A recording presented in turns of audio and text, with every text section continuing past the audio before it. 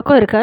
நம்ம வந்து இப்போ ஒரு சிலர் என்ன பண்ணியிருக்காங்கன்னா, சின்ன வயசுலேருந்து இந்த self worth, self value, self esteem, social image பின்னாடியே இருக்கிறது. செல்ஃப் இமேஜை உருவாக்காம, சோஷியல் இமேஜ் பின்னாடியே இருக்கிறது. ஸோ இப்படியே தான் வளர்ந்துருப்பாங்க. அந்த செல்ஃப் கில்ட், செல்ஃப் ஷேமு, செல்ஃப் ஜட்ஜ்மெண்டலா இருக்கிறது. தன்னை இன்னொருத்தரோட கம்பேர் பண்ணிக்கிறது, செல்ஃப் ஒர்த்தே இல்லாமல் இருக்கிறது.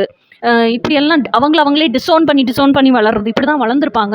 ஸோ இவங்கெல்லாம் என்ன பண்ணுவாங்கன்னா, இந்த பார்ட்ட அவங்க ஃபில் பண்ணவே மாட்டாங்க. அதுக்கு பதிலா நம்ம மெட்டீரியலிஸ்டிக்லி சக்ஸஸ்ஃபுல் ஆயிட்டோம்னா, அப்போ சின்ன வயசுலேருந்தே அகாடமிக்ஸில் சூப்பராக இருப்பாங்க, நல்லா படிச்சிருப்பாங்க, நிறைய மார்க்ஸ் வாங்கியிருப்பாங்க. அந்த விஷயத்திலேயே அவங்க வளர்த்துக்கிட்டே வந்திருப்பாங்க. எல்லாரும் புகழ்ற குழந்தையா இருப்பாங்க. ஆனால் எமோஷனலி அவங்க பயங்கர வீக்காக இருப்பாங்க.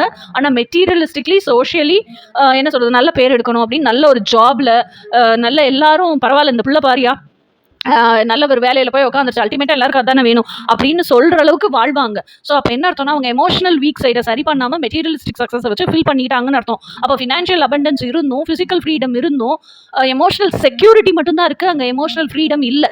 ஓகேயா? ஸோ இதெல்லாம் இருந்தும் வேஸ்ட்டு. அப்போ நீங்கள் எமோஷனல் சைடையும் ஃபில் பண்ணணும் இல்லையா? எமோஷனல் சைடையும் நீங்கள் ஃபுல்ஃபில் பண்ணினா மட்டும்தான் அந்த எமோஷனலி நீங்கள் ஸ்ட்ராங் ஆகி எமோஷனல் டிபெண்டன்சியும் ஹீல் பண்ணணும். You should not heel anybody. உங்கள் எமோஷனல் டிபெண்டன்சி ஃபுல்லாக உங்கள் டிவைன் மாஸ்குலின் கிட்ட, அதாவது டிவைன் காம்ப்ளிமெண்ட் கிட்ட தான் இருக்கணும்.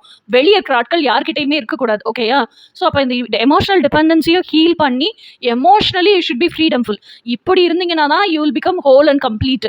தனிச்சு எல்லாத்தையும் நானே ஒரே ஆளாக என்னால் செஞ்சுக்க முடியும், எனக்கு யாரும் தேவையில்லை, எதுக்கும் தேவையில்லை அப்படிங்கிற நிலை வரும். தேவையில்லைன்னு சொல்லிட்டு ஒரு மூலையில் உட்காந்துட்டு எனக்கு கூட உட்காந்து டீ குடிக்கிறதுக்கு ஆள் இல்லை, தோளில் சாஞ்சு அழுகிறதுக்கு ஆள் இல்லை அப்படின்னு ரூமுக்குள்ளே உட்காந்து ஃபீல் பண்ணிகிட்டே இருக்கக்கூடாது. இந்த நிலை அப்படிங்கிறது நான் என்ன சொல்ல வருவேன்னா, ரூம்குள்ளே இருந்தாலும் நீங்கள் ஒரே மாதிரி தான் இருக்கணும், வெளியே சமூகத்துக்கு முன்னாடி இருந்தாலும் ஒரே மாதிரி தான் இருக்கணும். சமூகத்துக்கு முன்னாடி பிரேவான மாஸ்க்கை போட்டுட்டு ரூமுக்குள்ளே இருக்கும்போது எமோஷனலி வீக் பர்சனாக இருக்கக்கூடாது. So emotionally also you have to become completely independent individual. So அந்த 4 ஆஸ்பெக்ட்டும் உங்களுக்கு எப்போ டிக் மார்க் விழுகுதோ அப்போ தான் நீங்கள் ஹோல் அண்ட் கம்ப்ளீட். இந்த ஹோல் அண்ட் கம்ப்ளீட்டுங்கிற ஃபீலிங் வந்ததுக்கப்புறம் நீங்கள் மேனிஃபெஸ்ட் பண்ணுற பர்சன் தான் உங்கள் ட்வின் ஃப்ளேமாக இருக்க முடியும். ஏன்னா நீங்கள் ஹோல் அண்ட் கம்ப்ளீட்டாக இருக்கும்போது உங்கள் வைப்ரேஷனல் ஸ்டேட்டே ரொம்ப ஹையாக இருக்கும்.